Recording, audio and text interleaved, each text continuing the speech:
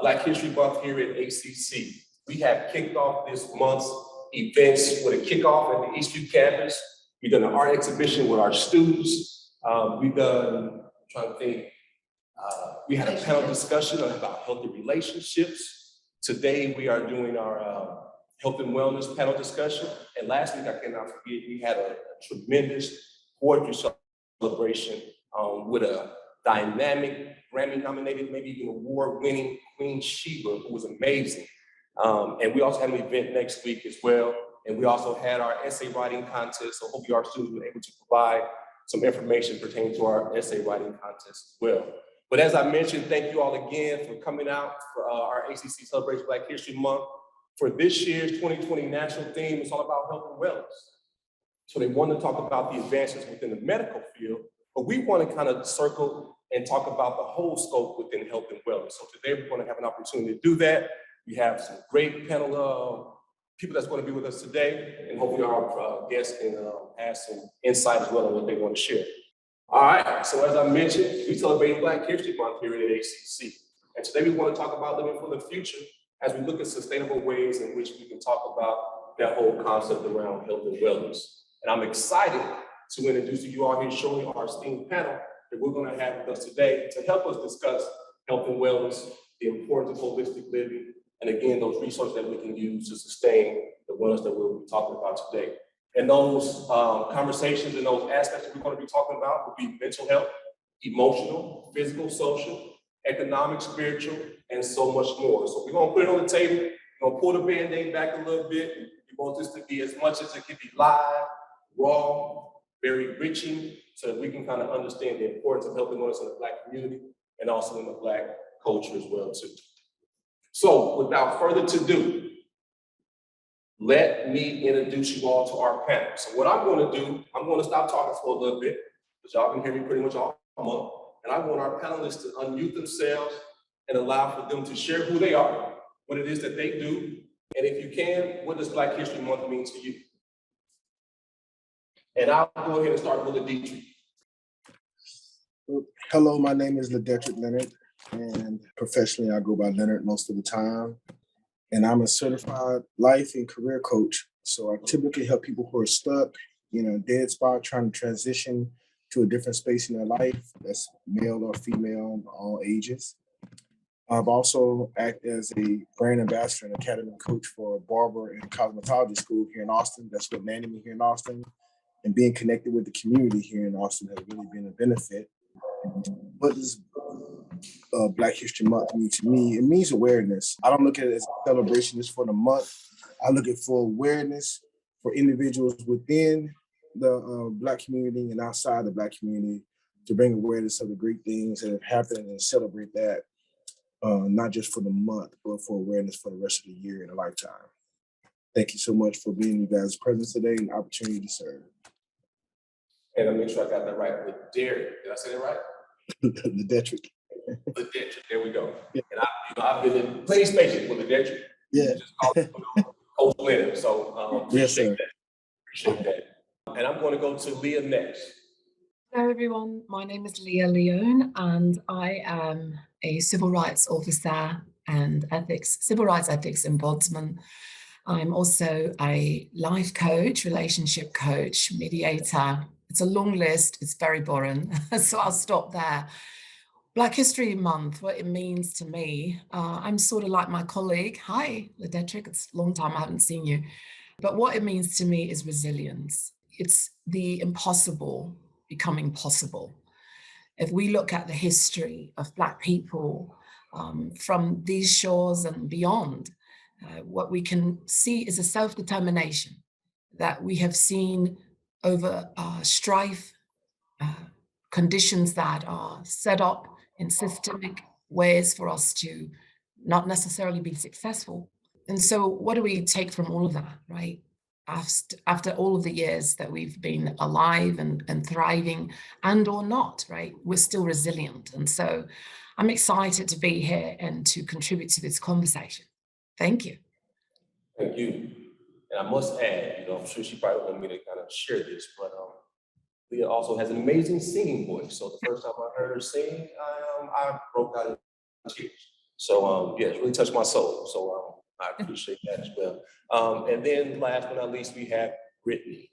Hello, everyone. My name is Brittany Reed. I have my master's in social work, but I'm also a licensed marriage and family therapist. I am here representing Louisville, Kentucky. I also attend the University of Kentucky. I'm a doctoral student. Cross fingers, everything in line. I'll be graduating in May with my doctorate in social work. As far as my occupation, I do a couple of different things. For the past 10 years, I've been providing therapy. My population of focus is children, ages 5 to 18 and their families. So I call myself a child therapist. I've also done adjunct teaching. I've taught at JCTC, which is our community college here in Louisville, the University of Louisville, and I'm currently an adjunct professor at the University of Kentucky. What Black history means to me, it's a combination of a lot of things. I feel like at times, Black people and our voices in our community is often silenced. And I feel like this month is a time for us to celebrate, provide knowledge to everything that makes up Black people in our community. So definitely using this month as a, and of course celebrating it all year, but especially this month, you highlight us, our history, our culture, everything about us in every single facet. So Black History Month is all those things wrapped in one to me. And I appreciate you all sharing that. And I look forward to the conversation that we're going to have so that we can kind of discuss some of the things that we mentioned for this year's theme when it comes to health and wellness.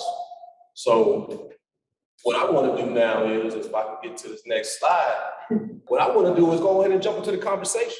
As we mentioned, this year's theme is about health and wellness, right? So not so much today we want to talk about the medical advances, but I want to dig a little bit deeper, kind of look into those nuts and bolts and talk about health and wellness, whether that's mental, physical, spiritual, emotional, economic, socially. What does that look like in the Black community? So my first question is pretty much going to be my only question. I'm going to open up the floor. We're just going to have an open dialogue, and I'll just kind of build off, the responses that I get. I want to start with you, Coach Leonard. From your perspective, how do you define health and wellness? And then I'll also allow the rest of the panel to answer that question also. I define health and wellness from a holistic approach, meaning I believe there's, as you said, many parts of that pie: spiritual, mental, emotional, social, physical, and economical. And under economical, that can be business, career, entrepreneurship, etc. Anything that gives economic empowerment. But I think there has to be a balance of that pie. And sometimes we wait till symptoms to happen before we start to look for cures. And I think the wellness part comes from not waiting for the symptoms, actually trying to live a holistic life and balance to have prevention where some of those symptoms don't come so malignant throughout our life. I also think when you think of health, the same thing as having, when the doctor says you have a good bill. I think just being able to stop sometimes and do a checkup. Do a checkup on yourself and see how am I psychologically, how am I emotionally, how am I spiritually, and come up with an assessment. So that's kind of what I think as a whole when I think about holistic and wellness being together in the activities, resources, and relationships that helps facilitate that health and wellness is important. Brittany, how would you define health and wellness? I totally agree with Coach. That answer he gave was basically everything that I was going to say. And just to add to that, just the idea that one cannot function without the other, right? You can't be physically well or, without being mentally well. So all of them work together. Wellness affects your health. So all the pieces of that, like Coach said, all those pieces having to work together and providing the resources of what you need to help and make all those aspects of you overall well defines you. And if one is not well, it affects everything else, every other aspect of it. So I think it's everything Coach said in one, and you can't have one without the other. Hey, Leah? Health and wellness for me, it's an interesting question, right? Because if we're talking about holistic, which I was just explaining this last night to someone The root Greek word of holistic being holos, meaning the entire of something, all of something. And so health and wellness encompasses the entire being, and the entire being within the social construct and the cultural construct and the emotional, all of the above. It's everything. It's holos. And when I think about health and wellness in our community, I think it also means to look at who we are as a people, the root of our purpose, the ways in which we move about society. Is simply not just medical or centralized to physiological. It's everything. And how we interact in our communities. Our communities affect our wellness, our health. And so looking at everything from a all-inclusive lens is really what health and wellness means to me. You know, self-care is important, but looking at self-care in a different way, which we might talk about later. But, health and wellness expands. I mean, I could just keep going on and on, but for me, I think always that, what does it mean for our family, the nucleus of it, right? Who's running the family? Who's in it? Are we providing? Those are health and wellness. Are we able to find food, nutrition, medicine, access, resources? Those all encompass health and wellness. And so I never really think about it sort of just from a narrowed view of am I well? Because that means so many things. What makes wellness? And then am I healthy? Is it just physical health? No, it's all of it. So just like the panelists before me, that's sort of what I think about it.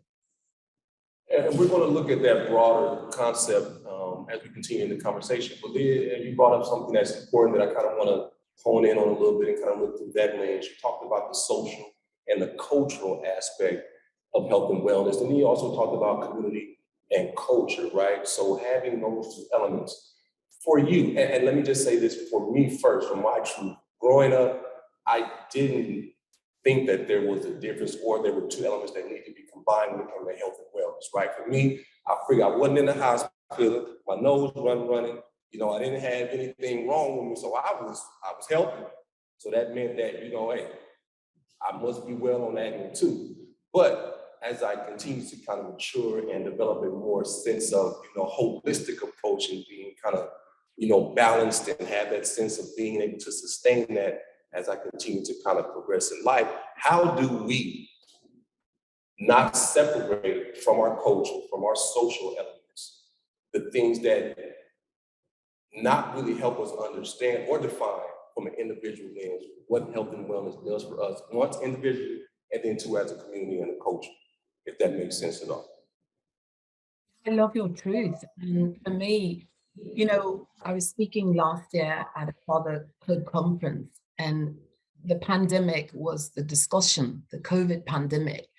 And I raised the question as to, are we being redirected and misguided in our notion that that's the only pandemic we should concern ourselves? Should we not concern ourselves that 18 million households are fatherless in some way or fashion? Is that not a pandemic for which we should be concerned? When I think about that, I think about the fact that, there are 67% of households without Black fathers in them. That's a real issue for me. So that doesn't, in terms of community, how could I be well? You see, when I think about disparate treatment in our society from legal aspects, judicial aspects, how could I be well?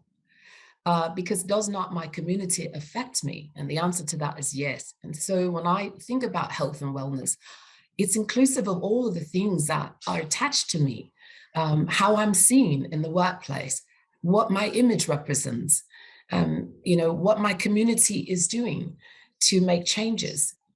And so for me, I don't know how we can separate it. We really shouldn't if we're talking about holos or holistic care. How many fewer doctors? There are 5% of Black medical doctors in the United States. That's insanity when you figure how many Black people exist in this country. And so even medical care, I'm so proud of Miss Reed, Dr. Reed soon, be joining that wonderful career. But again, so those are the kinds of things I think about. I don't know if that answered your question, but we have to start thinking about what that all means to us as an impact, because it does. I wanted to jump in. So when I think about, the example that you gave, Daryl, I often think about the fact that as a person, we wear different hats, right? So for myself, I am Brittany. That's one hat. I'm a niece. I'm a daughter. I'm a granddaughter. I'm a sister. I'm a brother. I mean, I'm a sister. I'm a cousin. I'm all of these things. And I'm a therapist. And I'm a Black woman.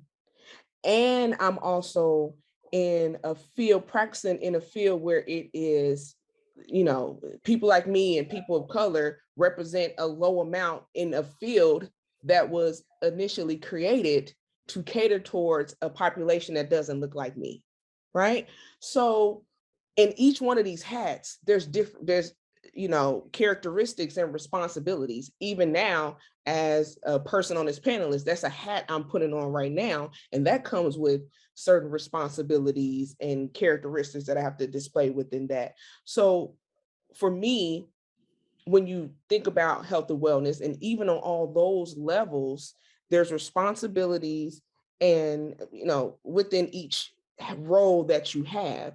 And so, as I mentioned earlier, if you're not at your best, even at one of those hats or one of those areas, it's going to affect the other areas in your life, and even so, when you add all of those different layers that we have on, where I'm also a Black person in America, a Black woman in America, dealing with the social injustices that is going on with me on a daily basis.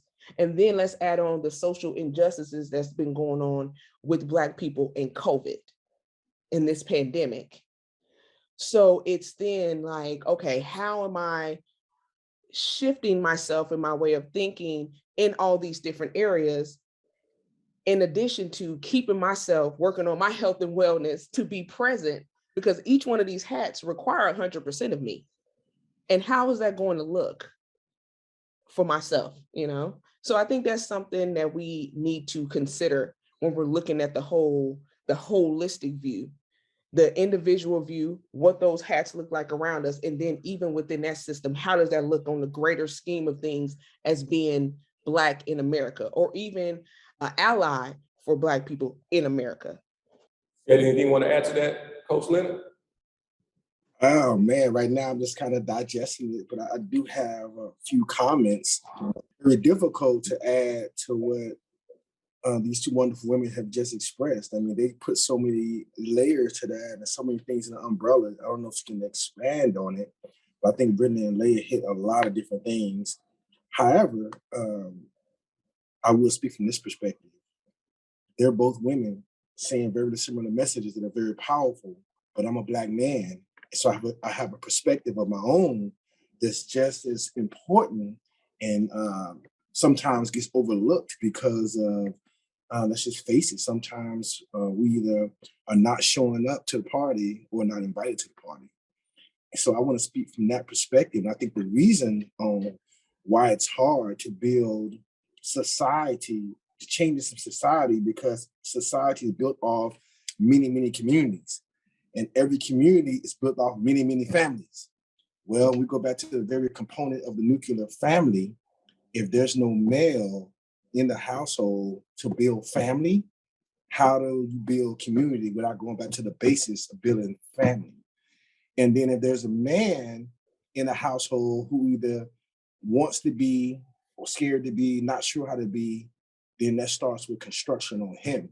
So if we can start, and that's kind of where a lot of my passion leans to, if we can start on the foundation of a man, especially more specifically, a man of color, that's a whole set of things that got to be addressed for him to become healthy and well. Because if he's not healthy and well, how can he productively lead or provide or protect for a family if he's not healthy and well?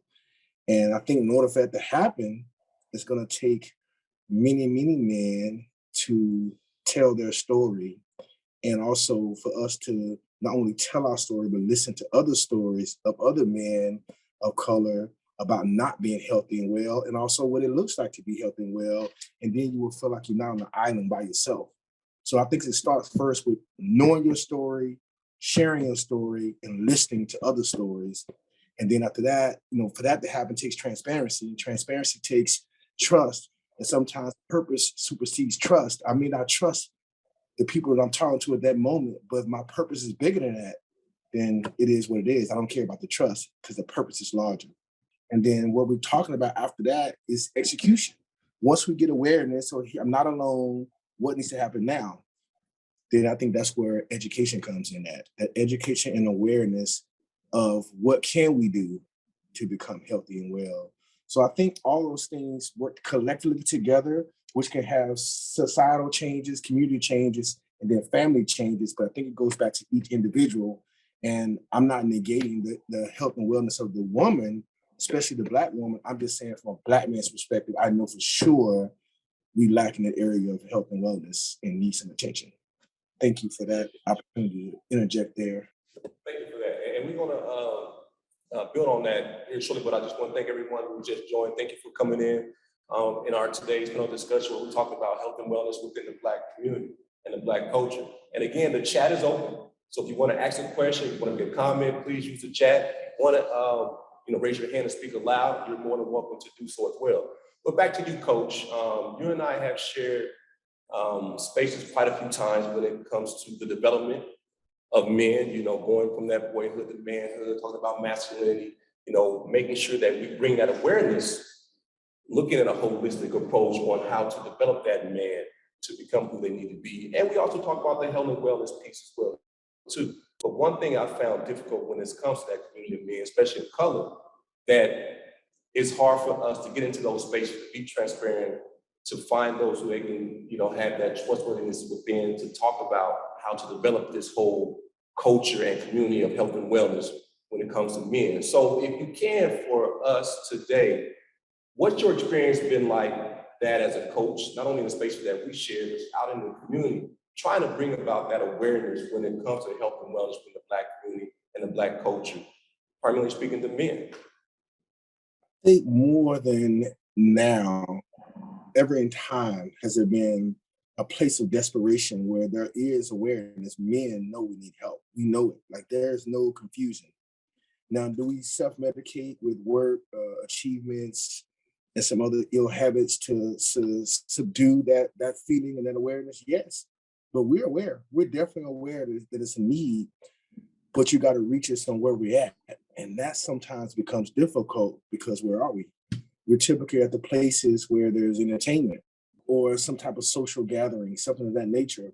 So I know, like I said, you and I have shared some spaces where we know the men who want to do the work are in that space, but the men who actually need the work as well sometimes don't come to those spaces. So from one of the things I know that was important to me is I used to own hair salons back in my hometown, and I actually sold both hair salons to open a barbershop, and I took all the TVs out and I made a men-only space and forced us to have tough conversations. And that was over, a decade ago. But I forced us to have conversations and be real. We didn't want to talk about cars, sports, women, none of that. We were going to talk about real life stuff. Like, what does it mean to become a man? Who do I want to become? What's my existence?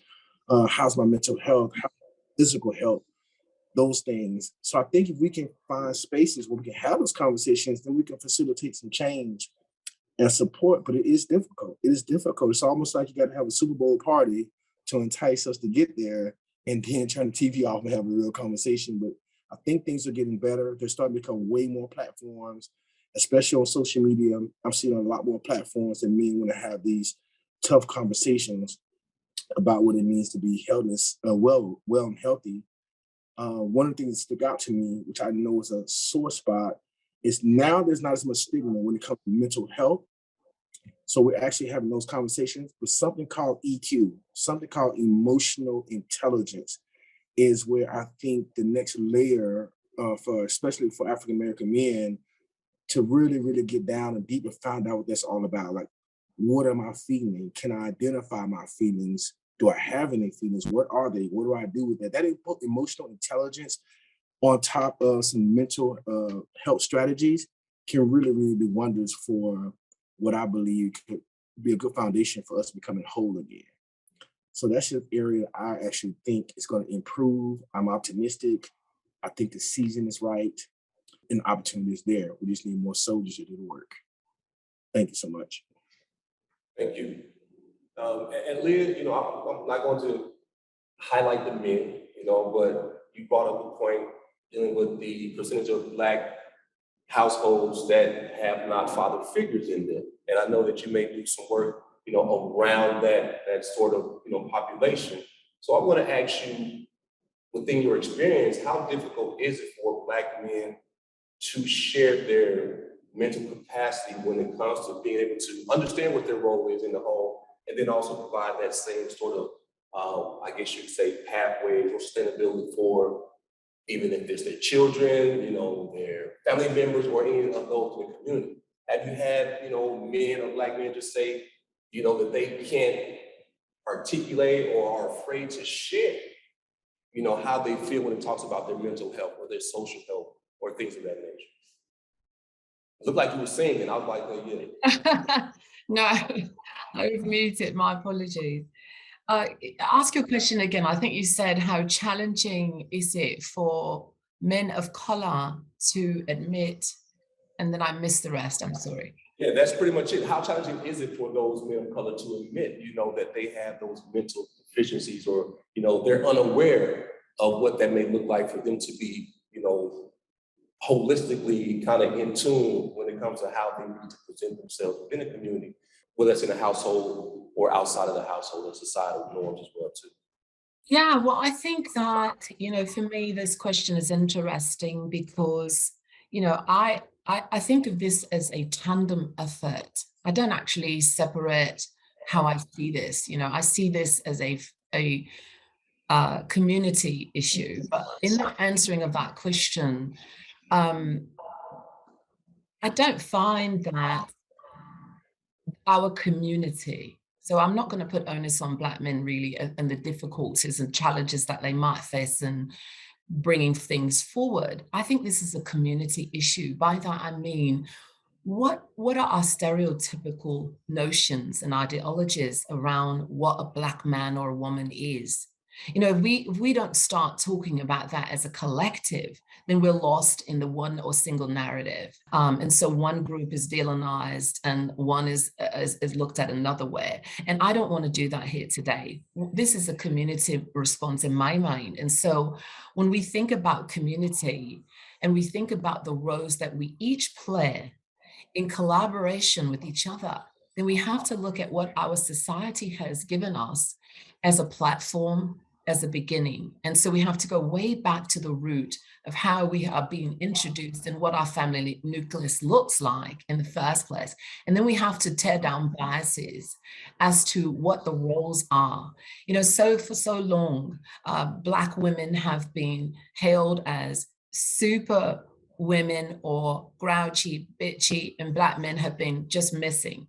We know that's not true in our communities.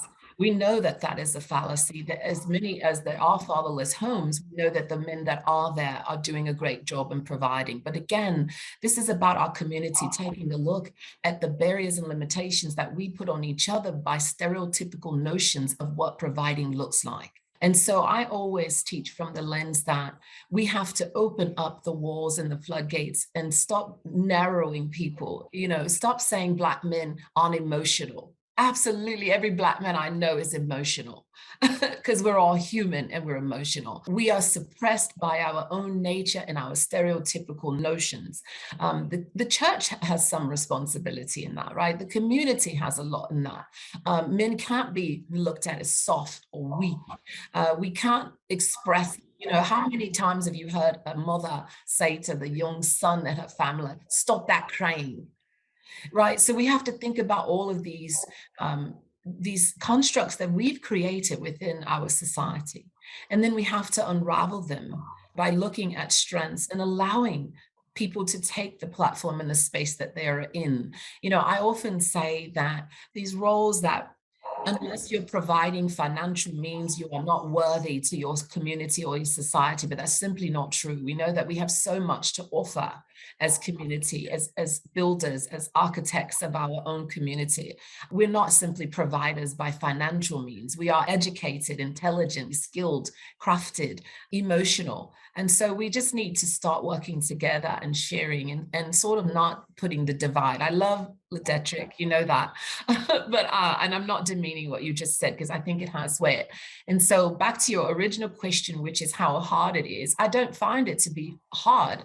I find that the people around our community must open their mind to stop limiting what someone is in the role and the position that they stand. Open your eyes to see that we don't have to just follow one notion as to who we are and how we express ourselves.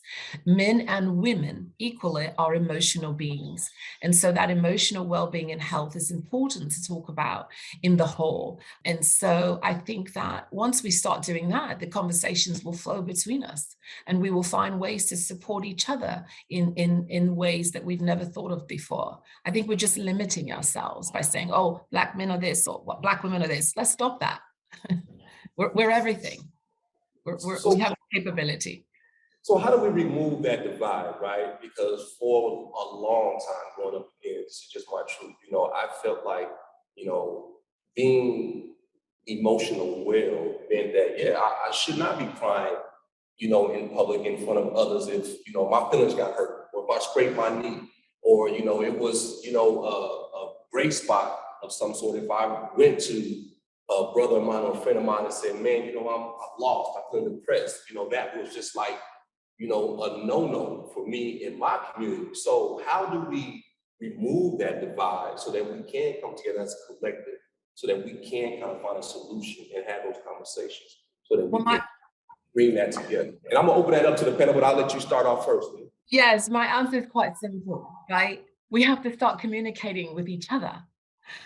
You know, stop putting the men with the men, because that doesn't sharpen your knife. It's your opposite and your other half.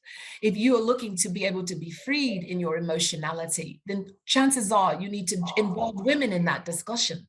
And that's what I'm saying. This is a connection.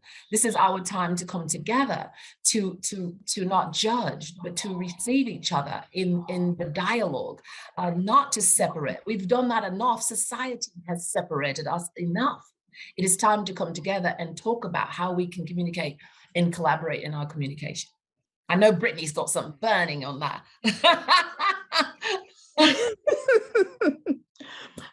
Yes. And I do think that now things are getting better, right? I think that here in Kentucky, here in Louisville, I am on this huge campaign to bring mental health awareness to the Black community. I speak at different programs. I am all for, you know, Black people and the Black community engaging in mental health, because the truth of the matter is we have years of generational trauma that has been placed onto us that is affecting our mental health. And these things that were taught to us generation after generation, we're just automatically taking on these roles, and that is playing into our lives even today. The good thing about it is now we're starting to recognize that those teachings and those generational ideologies that's coming on us. It's like we have access to internet. We have access to so many things now. We're like, something's not right about this. And so now we know the importance of reaching out for help, and we're accepting it now versus our parents and our grandparents would tell us to pray about it, go to church, you know, and that'll get us through. But the reality is, like I always say, especially my field, you can believe in God, you can go to church, you can still have a therapist. But we then also have to understand the reality of the situation, right? If you look at the Black community, if you look at Black families, we are given, and you were to describe us, we have all these strength-based characteristics, right? We're strong, we're resilient, we're all these things. And then trickle down under that, We then go into those stereotypes of men or the Black men are hard. They're not soft. They don't show emotions. You have the Black woman who is that stereotype that's put on us, the strong Black woman, Black girl magic, and all those are badges of honors. It also comes with a lot of negative connotations, because if the world sees us as this, women and men, that means we're not able to have mental health issues. We can't be depressed. We can't have emotions. We can't be sad. We can't have a breakdown and the police be called, and 9 times out of 10, we may not be able to make it to see tomorrow when our white counterparts are able to go to a psychiatric hospital and get the help they need. We're not portrayed in the media the same way that other races are. So even though, yeah, I'm a strong Black woman, that's great. I didn't put this on myself. It's society that put this on me. And then not only society, was it the Black society that put this on us, or was it other races that put this on me? So now I'm walking around, I can't be vulnerable. I can't go into the hospital and say I'm sick, because my voice is going to be diminished, all because of this stereotype that's being placed on me. One of my classes, we had to talk about how can us social workers help with the racism, sexism issues that's found in the medical field, right?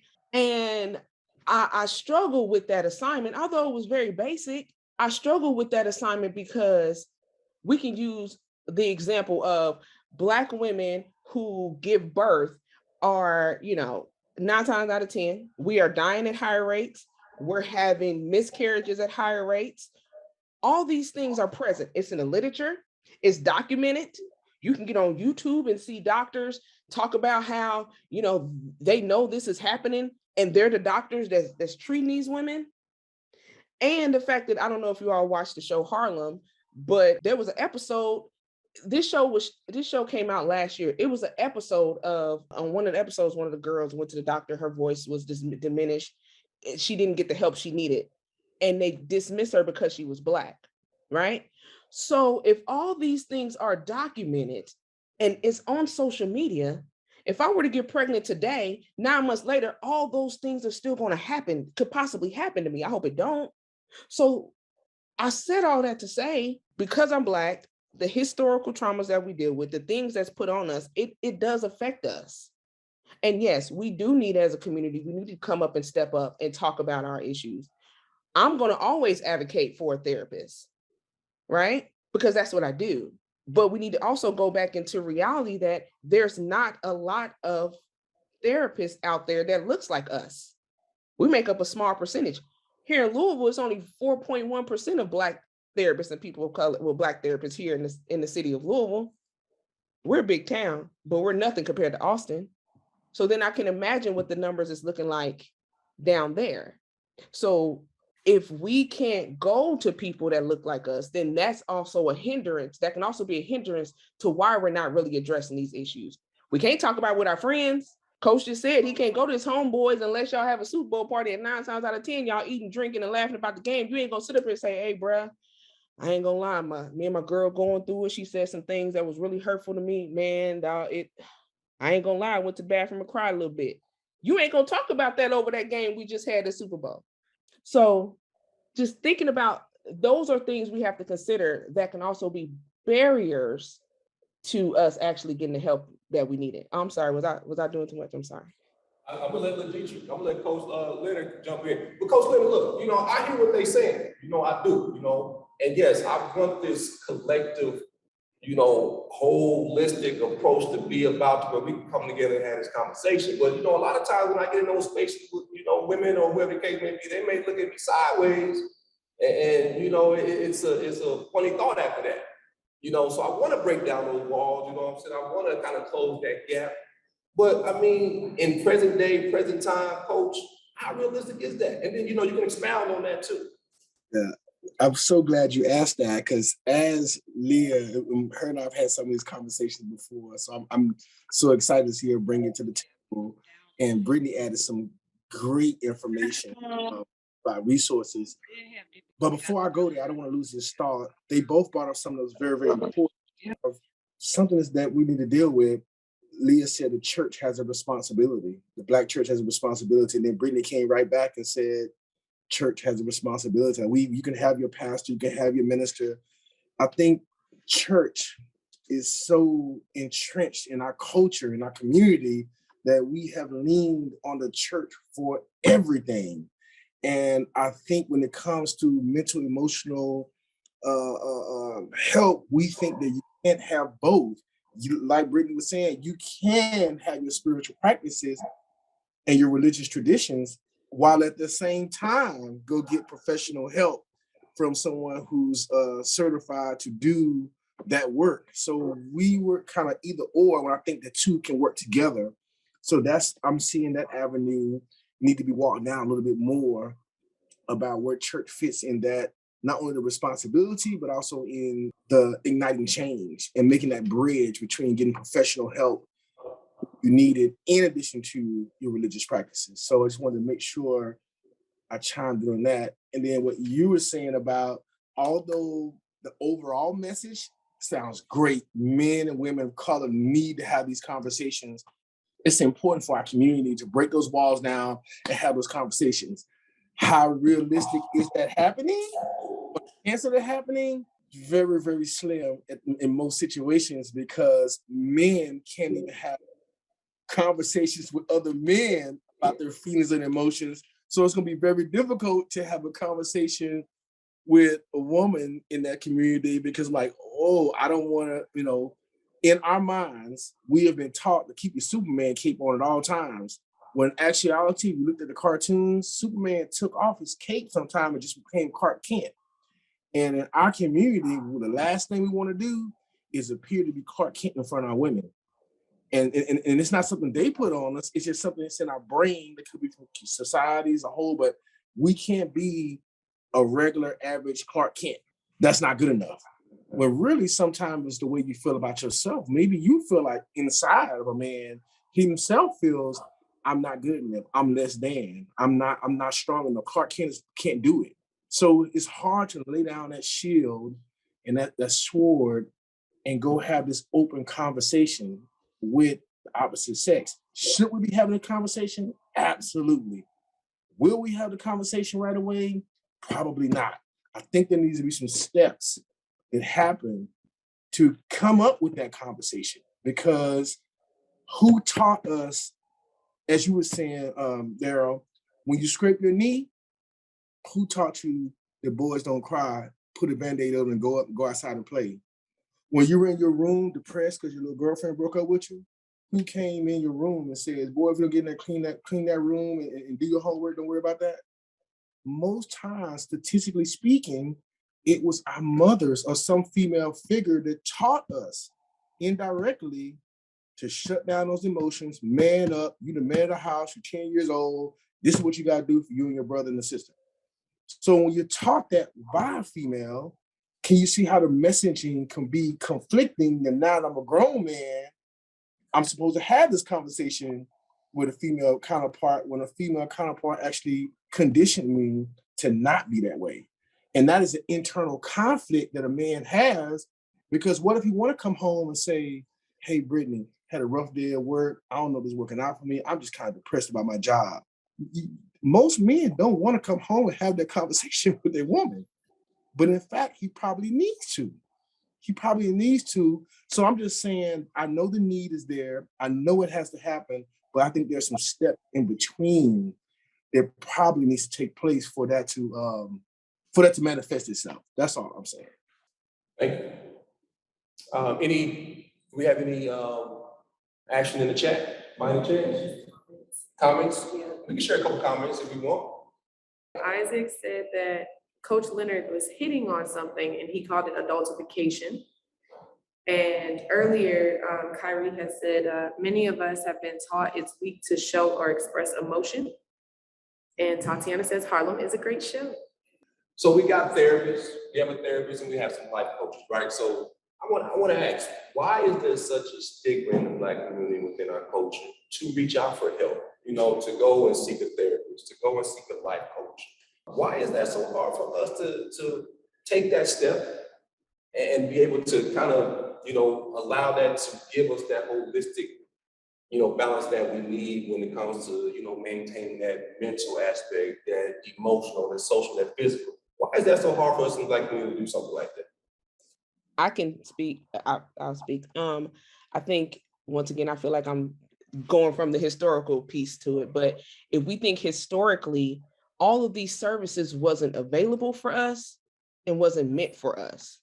So if we think back to, during slavery times, or even further than that, therapy wasn't available for us.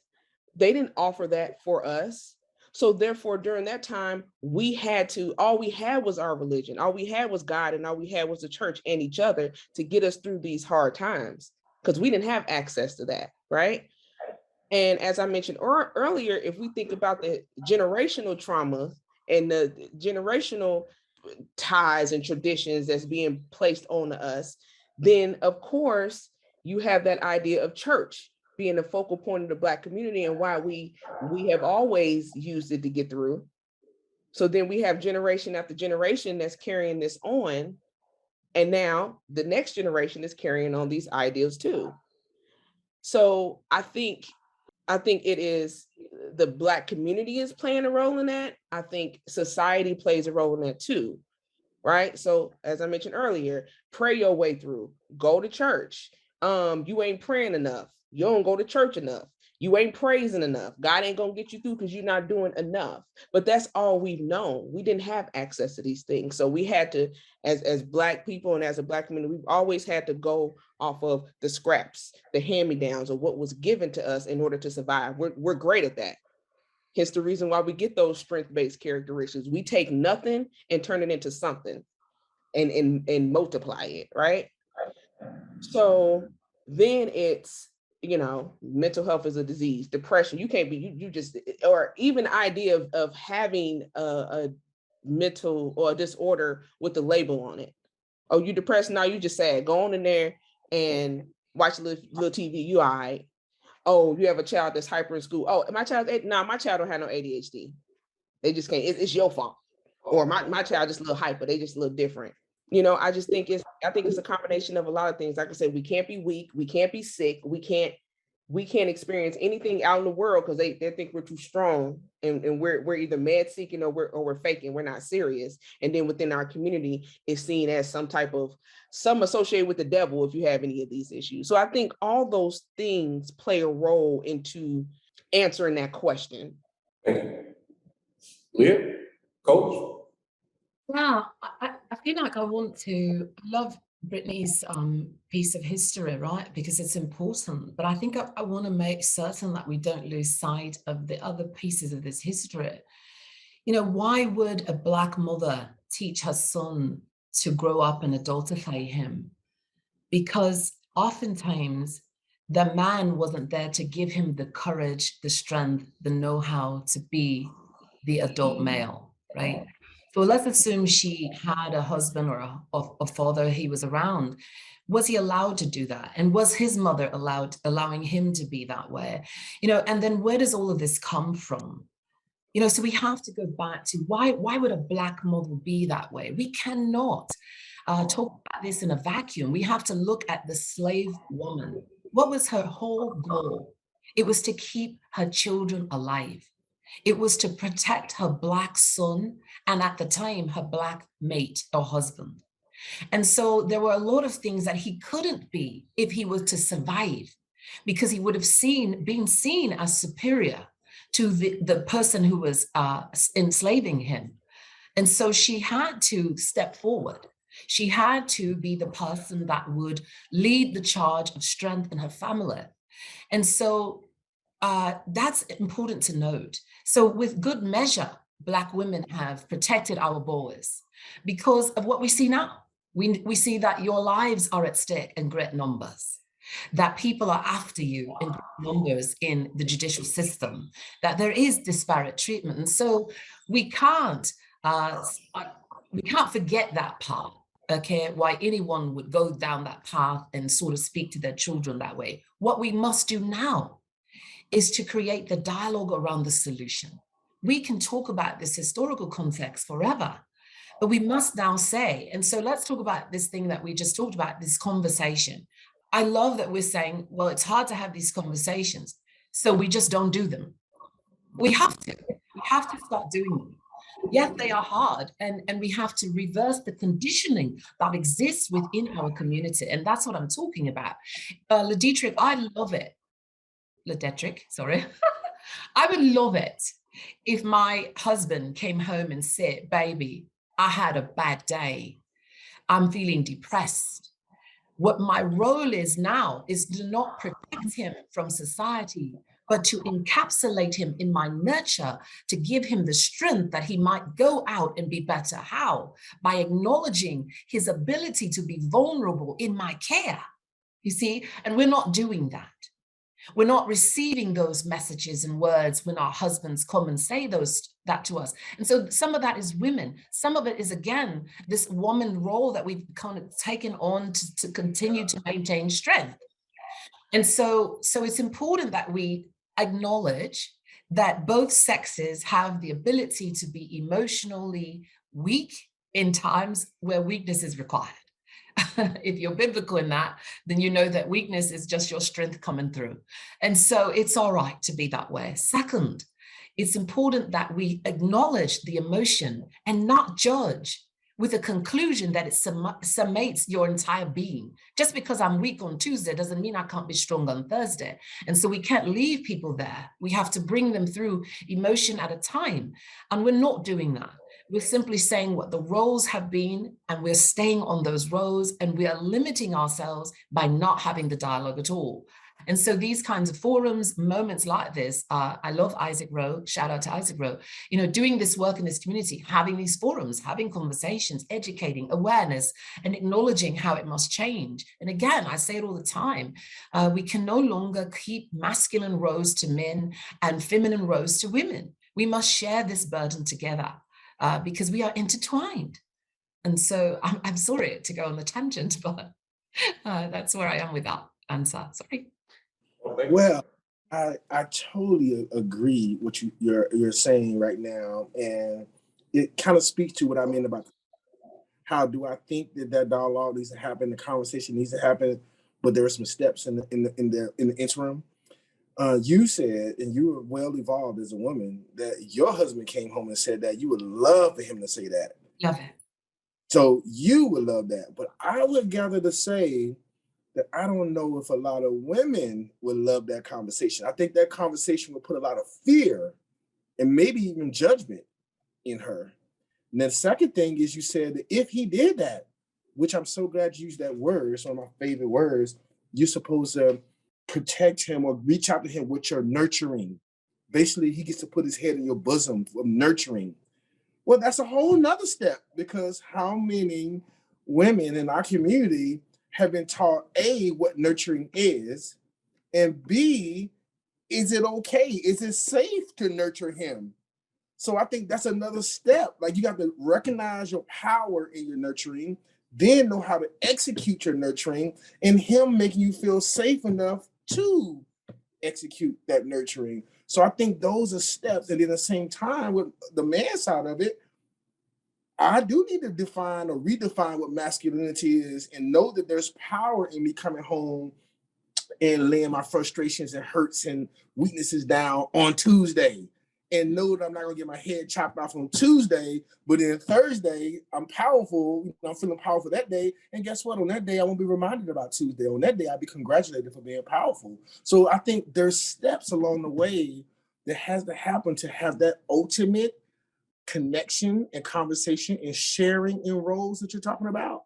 And I like the word solution, because I'm a solution-based person by nature. I love execution, but I do want to get to the conversation of what do solutions. I'm like, is history important? Absolutely, because we got to have history not to repeat it. But then we got to say, now that we know the information and some of the history, how do we come up with some practical, I like the word practical solutions that everyone can do that can really get us to an ultimate solution?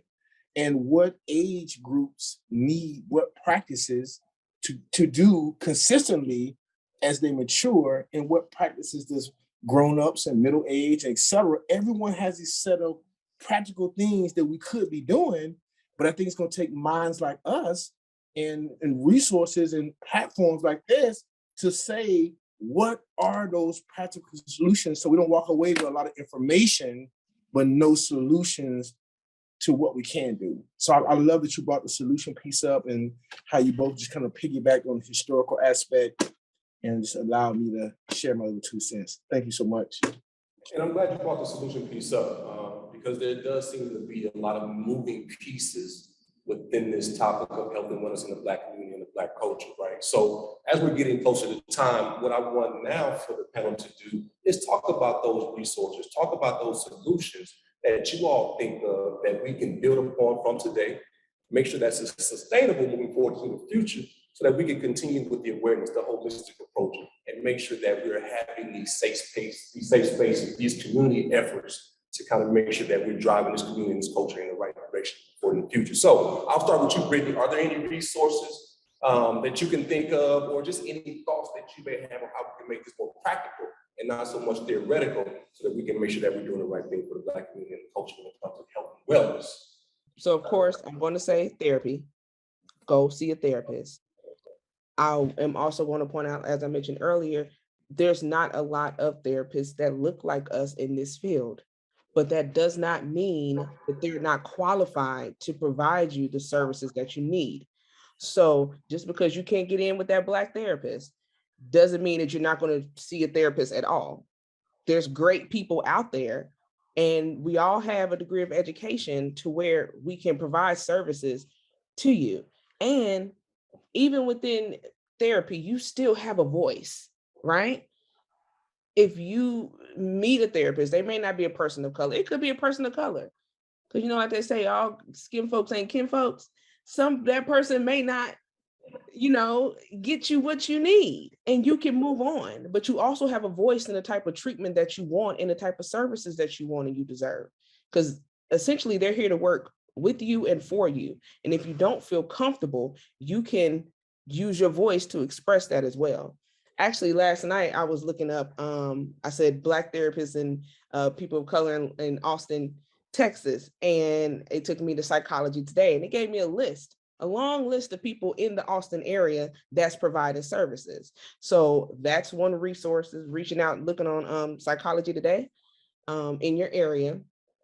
Another thing that I always would say when I'm speaking to people, sometimes we got to sit in our ugly. And what that means is, if you are struggling with something, or you're struggling with people, or you're struggling with whatever, sometimes we need to sit with ourselves and sit in our ugly in order to figure out what it is that is affecting us and what is hurting us, and what it is that we need, because sometimes we may be struggling with family members, right? But then we also have to look at, okay, that family member is being that family member. Why is that person affecting me? What is it they're doing that's affecting me? And what am I doing in this situation that's allowing that person to affect me so much? It could be a family member, it could be a friend, it could be a job. I'm privileged enough, and the panelists, we're privileged enough to be able to have the education and the practice to be able to recognize that and make those changes within ourselves. But some people and most people aren't. So that's why it's important to get a therapist, somebody that can help you work through that. Because sometimes, I know I'm the history queen on here, but sometimes we don't understand how the things that we've been taught before is affecting how we're interacting with people and living our day-to-day life today. Just like the cycle of abuse. You may not understand that you've seen the women in your family have experienced domestic violence, and now you're wondering why you're in this relationship and he or she, whoever you with, is doing these things. It could be that you have been conditioned or you've seen these things throughout your life to where when this partner came along, the red flags you might not be able to see them clearly. But also working with a therapist will help you process that and look at how those things, those past situations and this situation is connected together, then help you to guide you in the right direction, or guide you in a direction to make changes for you, your life, your parent, and your family. Because as I mentioned earlier, we all have different hats that we wear, and each hat has roles and responsibilities that we're responsible for. And if you're weak in one area in your life, it's going to affect all the other areas. But sometimes we don't even recognize that we're weak. And sometimes we don't understand how these other systems are being affected. So therapists all day for me, because we can't do this by ourselves. Gotcha. Appreciate it. We do have a question in the chat, but before we get to the question, Leah, how do we build on this platform? Talking about helping women in Black community. Absolutely. So a couple of ways, right? Therapy, obviously, yes, agree, Brittany, absolutely. That's the first. And of course, we do have a history of not going to therapists, not simply because they weren't provided, but when they were provided, it was a means for our destruction. And so we trust therapists in the white communities that were serving us. So we were set up a lot of ways, right? And so there's obvious reasons as to why we historically, and then of course involving the Black church. And so my portion of solution in that is a couple of things. You need accountability partners in your life. You need people that are not yesing you, but actually telling you what it is, right? So that you can get yourself together. You need to have, if you're married, you need to recognize that your spouse is either your partner in this and that you can come to each other with vulnerability and share dialogue, or they're maybe not the right partners for you at the moment that they are in their development. I mean, that's critical. A lot of people are married to the wrong people, or they're married to people who have arrested development without ability to share vulnerability and communication. That's a resource. So your partner would be. Another resource is the church, but I'm going to say this, the church being different than we've seen it, not just a prosperity preaching place, but a place of accountability for that church. Your church should have therapists. Your church should have counsel people, social workers, groups and memberships for which you could go to your church because you spend a lot of time there that are counseling you in major ways. And so degreed people that are within the church, we know we've got tons of doctors in the church and social workers and therapists. So put those people to work. So accountable, hold your church accountable to provide those services within your community with people that look like you. Another is, community centers. If anybody's listening and they're entrepreneurial, go into your community and run one. Start a center for which you have a one-stop shop of all kinds of services that you're offering. We've got to start looking within. There's tons of federal government dollars just waiting to be collected, even more so now today than ever. And so it's important that we look at those resources. And then, of course, there are forums that we could get together, sort of like this. Thank you, Daryl. And also other forums that we've got to start having these communications together. And I think that's really, if you start there, you'll be full of resources. But again, I can't stress enough to start the conversation. I love that the steps between, yes, the steps between is to your reference, Ledetri, that maybe the woman doesn't know, but that's not an excuse. See, because if she doesn't know, she has to now make herself aware. And so two people in that relationship have to sort of say, wow, this might be a deficit for us. Let's talk about this, babe. Because if you can have sex together, surely you could come together to communicate on another vulnerability. And so it's time to stop making excuses. So yeah, those would be resources. Thank you, Coach. Good deal. And I guess I'll finish up here on the resource, next steps, what's practical, what are some solutions that we can do? And it's very simple for me. It's three I's. One is I for inner work, one is I for involvement, and one is I for innovation. So inner work has to do with the self of the work of the self, the individual. How do we do that? So I think that's through a lot of spiritual practices, not necessarily religious traditional practices, but that could be a young person being introduced to the benefits of yoga, meditation, Tai Chi, other things that can really help settle their mind and spirit. It could be writing, it could be artistic expression, poetry, reading, anything that's going to help that person deal with the inner them. I'm a big component of therapy, as Brittany was saying, because I think therapy can unlock so many mysteries that really help the individual. Accountability partners is huge. No one was meant to walk alone. So I think all that inner work anger management, substance abuse counseling, any kind of those things that can help you deal with those things that people say, well, he's always been like that, or she's always been like that. No, that's not good enough. You need to go get some help with it. You need to go get some help with that. So if you know you need anger management, go take anger management classes before someone makes you. If you know you need to attend church regularly, then do that. You need to go to Bible study, do that. So I think the first eye is inner work. Find those things that you can control yourself and go find the resources that are available. All right. So maybe if we knew the benefits of some of those things right away at a younger age, will help us as we mature. Then involvement. Involvement comes with alliances, partnerships, associations. How are you getting involved? If you are a therapist, are you donating your services to a particular, a community of people or resources? Myself as a coach, I donate a lot of my time doing group workshops and one-on-one workshops. And they may not have the money, but it's not about the money. It's about being a part of being involved in a change. You can provide connecting. If you're a person, Isaac Rowe is amazing at this. He is huge about connecting people. If you're just that person who connect this person with that person with that person, and all those people have resources, you could create some synergy that can really be resourceful but be a resource in our community. And then those partnerships. I serve with NAMI.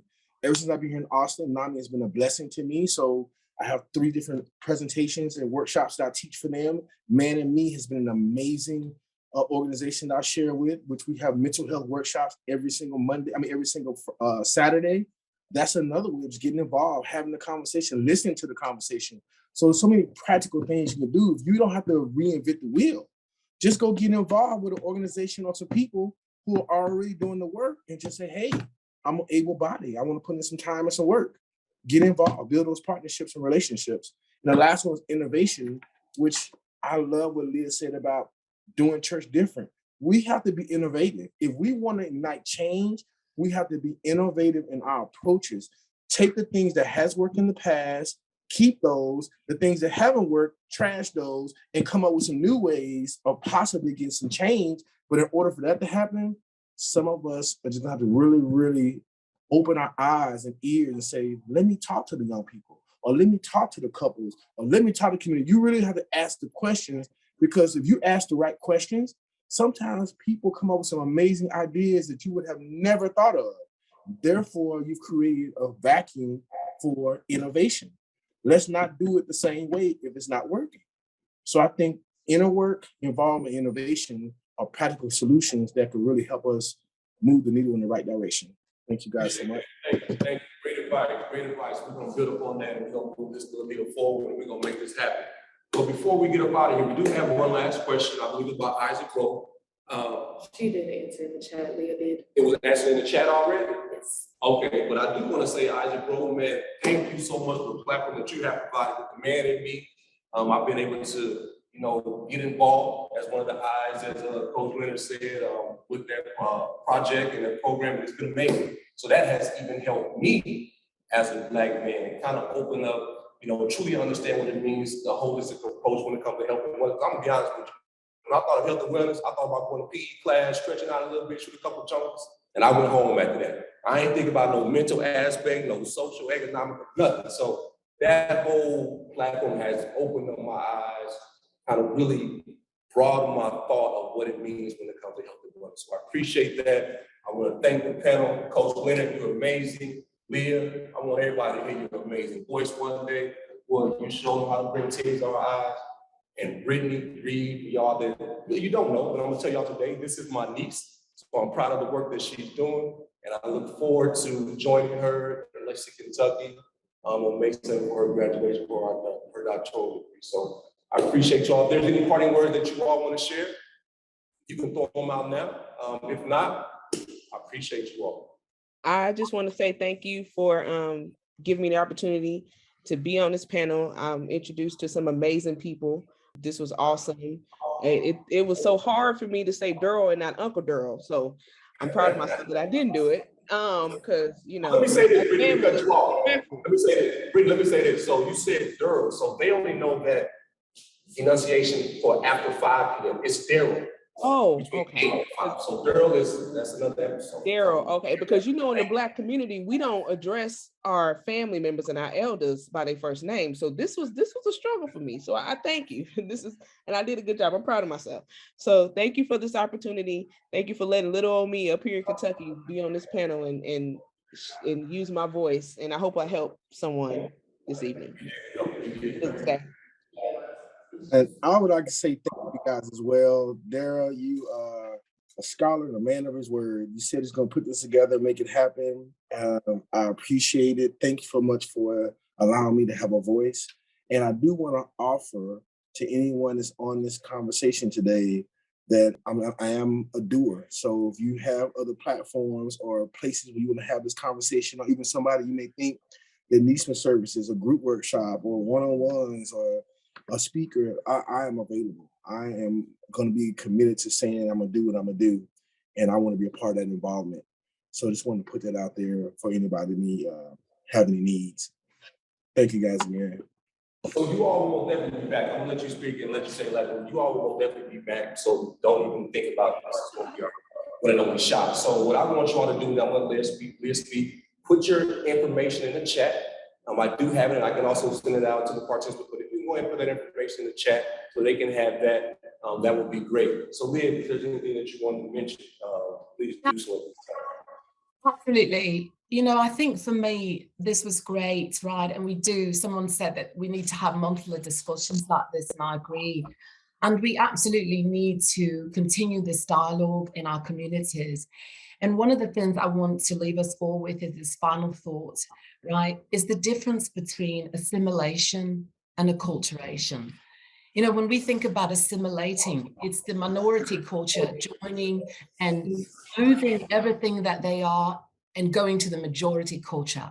We know that as integration, and we've seen it in our society.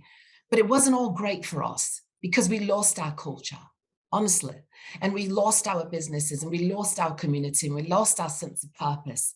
And so it's important that we think about acculturation, where we can make some changes that are necessary in our community, but also that we will continue to hold dear to us our own cultural systems and the beauty of our ancestral heritage and the things that make us strong and resilient.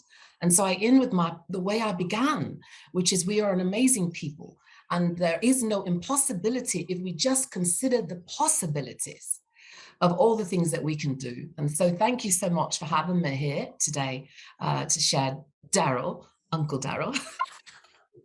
All right, so appreciate you all. Thank you. Hope you got the information in the chat. And again, for everyone that joined us today, man, we appreciate your support and your participation.